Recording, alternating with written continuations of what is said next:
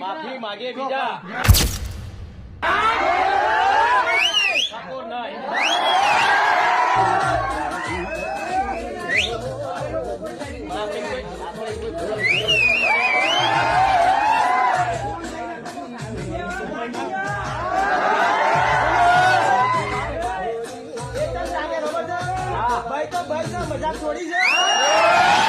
Private કંપનીનો થાંભલો મારા ખેતરમાં નાખે તો મારું ખેતર છે એને વેચાતું લઈ લેવું પડે.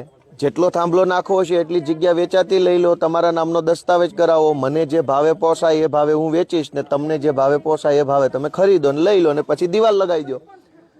પ્રાઇવેટ કંપનીનો થાંભલો ખેડૂતના ખેતરમાં શું કામ?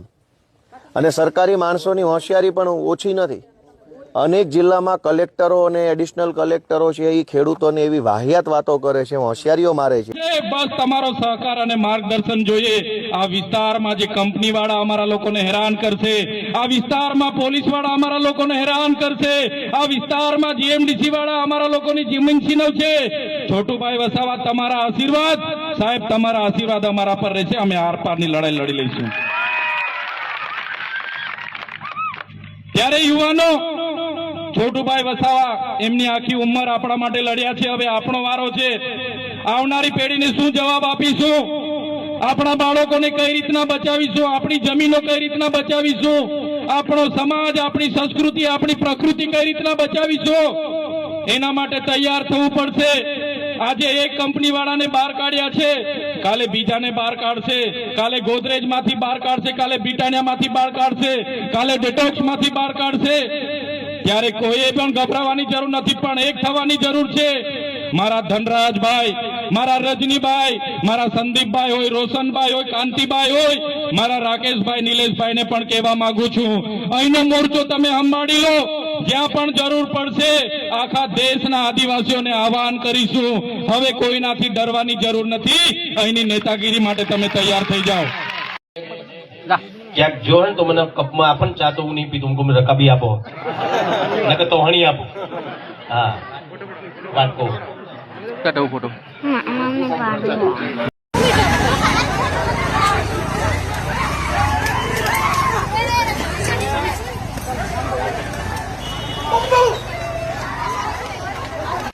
सबको बताएगा चलान बनता है, सबको बताएगा चलान बनता है. ऐसे क्या करिए? ये क्या करो साहब? क्या करिए? ये क्या करिए? कमजोर साहब, ये क्या करो? लाइसेंस नहीं मांगा मैंने. लाइसेंस है नहीं. मोबाइल में है लाइसेंस तो कैसे दे दूं आप बताइए? आप जब मोबाइल ले लिए तो मोबाइल से बताएंगे आप हमारा मोबाइल दूसरी गाड़ी में गिलवा दो, हॉस्पिटल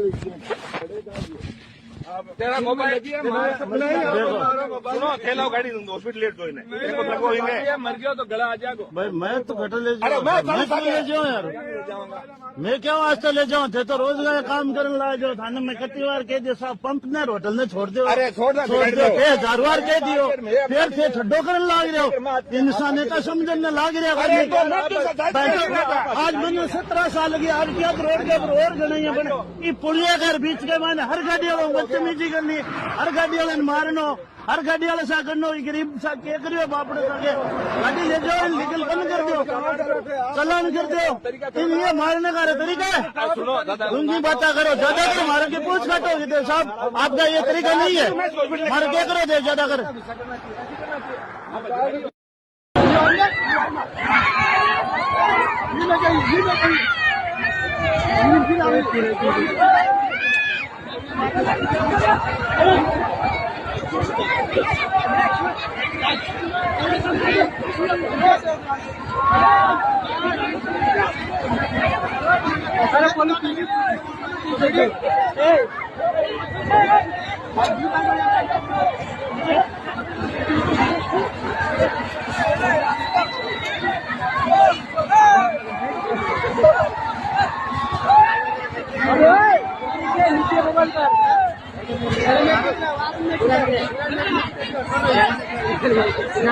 આજે મારે બે અતિ સમજવા જેવી મહત્વની વાતો જાગૃત નાગરિકો સમક્ષ મૂકવી છે. તો મારી બધા પાસે એટલી લાગણી છે કે જરાક શેર કરજો. સામાન્ય રીતે હું દરેક વખતે એવું કહેતો નથી, કેમ કે હું એવું માનું છું કે તમને મારી વાત ગમશે તો આપમેળે શેર થવાની છે. પણ આ વખતે હું એવું કહું છું એડવાન્સમાં કે શેર જરાક કરજો, જેથી કરીને મહત્વની વાત વધુ લોકો સુધી પહોંચે. સૌથી પહેલા કોમેન્ટ કરીને જણાવો કે મારો અવાજ સ્પષ્ટ આવે છે કે જરાક ડિસોર્ટેડ અવાજ આવે છે. જરાક મારો અવાજ સંભળાતો હોય ને કોમેન્ટ કરો તો હું મારી વાત આગળ વધારું.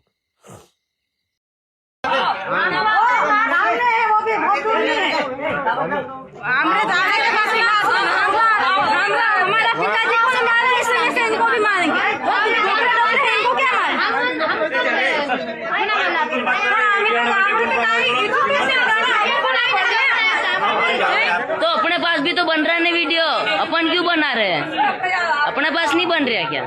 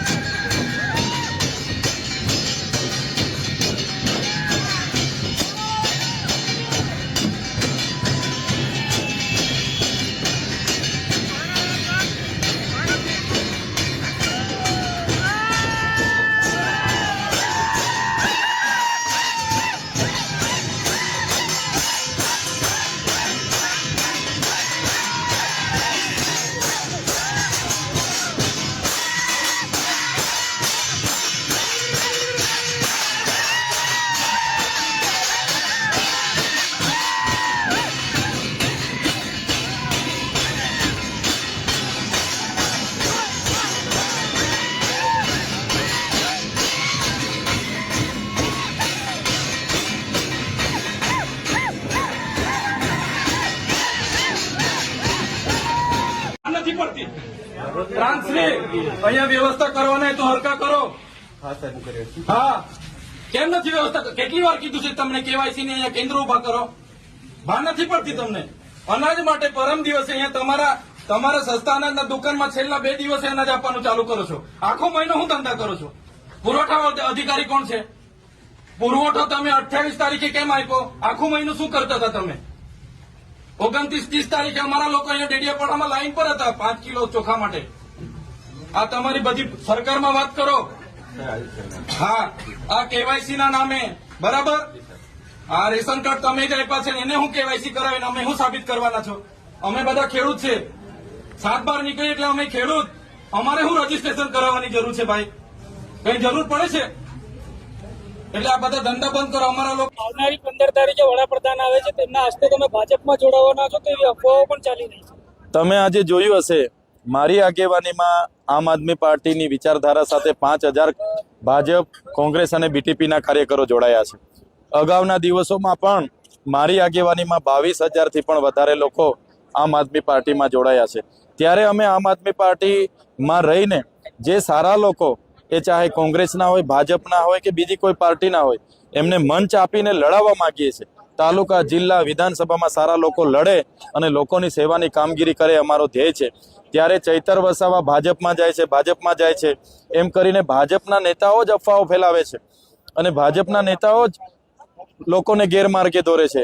ત્યારે ચૈતર વસાવાએ અગાઉ પણ કીધું હતું ને આજે પણ કહે છે, આમ આદમી પાર્ટીના આજે કાર્યકારી પ્રદેશ પ્રમુખની જવાબદારી છે, ધારાસભ્ય છું અને આવનારા દિવસોમાં આ વિસ્તારમાં આમ આદમી પાર્ટીની દિશા સૂચન કરવાનું કામ અમારું છે એ અમે કરી રહ્યા છીએ. અમે ક્યારે ભારતીય જનતા પાર્ટીમાં જોડાવાના નથી. અમારા સાંસદ 35 વર્ષથી ભારતીય જનતા પાર્ટીમાં છે, 60 ટર્મથી સાંસદ છે, મંત્રી હતા ગુજરાતમાં, કેન્દ્રમાં મંત્રી હતા. એમના ગામનો રસ્તો પણ એમના સરકારમાં બન્યો નથી. તો અમારે ભાજપમાં જવીને શું કામ છે? અમારા લોકોનો અવાજ કોણ બનશે? એટલે અમે તો સ્વતંત્ર હવાલો લઈને ફરીએ છીએ. અમે સ્વતંત્ર લોકો છે અને લોકોનો અવાજ બનીએ છીએ. ત્યારે અમે લોકોનો અવાજ બનતા રહીશું. અમે ક્યારે ભારતીય જનતા પાર્ટીમાં જોડાવાના નથી. સાંસદ જસુ રાઠવાએ તમારા ઉપર આરોપ કર્યો છે કે ચેતર વસાવાએ એવા કયા તીર માર્યા છે કે તેમને મસીહા માનવામાં આવે છે? ચૈતર વસાવા ક્યારે પણ સ્ટેજ પરથી એવું નથી કહેતા કે મારે મસીયા બસિયા ક્યારે કોઈને બનવું નથી. બસ મારે તો આટલી નાની ઉંમરમાં અમારા લોકોએ આટલો બધો પ્રેમ આપ્યો, મને લાગણીસભર મારો કાર્યક્રમ થાય છે, પોતાના ખર્ચે મને બોલાવે છે, મારું ફૂલહારથી સ્વાગત કરે છે, સન્માન કરે છે. એ જ નથી પડતી. ટ્રાન્સલે અહીંયા વ્યવસ્થા કરવાના તો હરકા કરો. હા, કેમ નથી વ્યવસ્થા? કેટલી વાર કીધું છે તમને કેવાયસી ને અહીંયા કેન્દ્ર ઉભા કરો? ભાન નથી પડતી તમને? અનાજ માટે પરમ દિવસે અહીંયા તમારા સસ્તા અનાજના દુકાનમાં છેલ્લા 2 દિવસે અનાજ આપવાનું ચાલુ કરો છો. આખો મહિનો હું ધંધા કરો છો? પુરવઠા અધિકારી કોણ છે? પુરવઠો તમે 28 તારીખે કેમ આપ્યો? આખો મહિનો શું કરતા હતા તમે? 29-30 તારીખે અમારા લોકો અહીંયા ડેડિયાપાડામાં લાઈન પર હતા 5 કિલો ચોખા માટે. આ તમારી બધી સરકારમાં વાત કરો. હા, આ કેવાયસી ના નામે બરાબર. આ રેશન કાર્ડ તમે જ આપ્યા છે ને એને હું કેવાયસી કરાવીને અમે શું સાબિત કરવાના છો? અમે બધા ખેડૂત છે. 7/12 નીકળી એટલે અમે ખેડૂત. અમારે શું રજીસ્ટ્રેશન કરાવવાની જરૂર છે ભાઈ? કઈ જરૂર પડે છે? એટલે આ બધા ધંધા બંધ કરો. અમારા લોકો